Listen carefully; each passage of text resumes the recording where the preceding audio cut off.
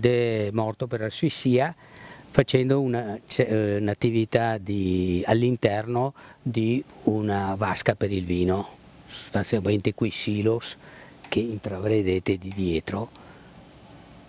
Certamente il decesso è avvenuto per asfissia e intorno alle ore 11 o forse prima. Ho capito. Le cause stiamo valutando, l'attrezzatura coinvolta è abbastanza complessa, adesso si tratta di vedere tutte le cose. Era una lavorazione che a quanto pare non prevista nel piano di lavoro della giornata. Adesso vediamo, dobbiamo valutare, sono aspetti molto tecnici, molto complicati. Era assolutamente da solo.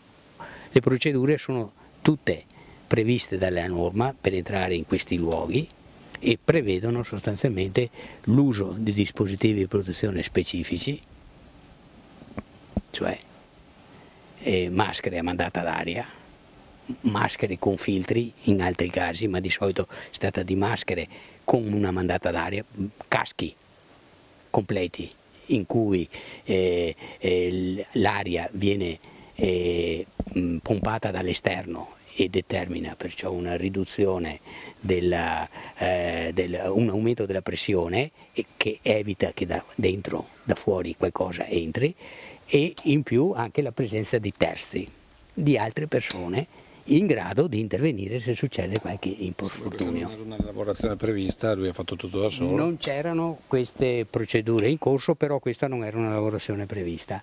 Tutto il resto lo dovremo approfondire.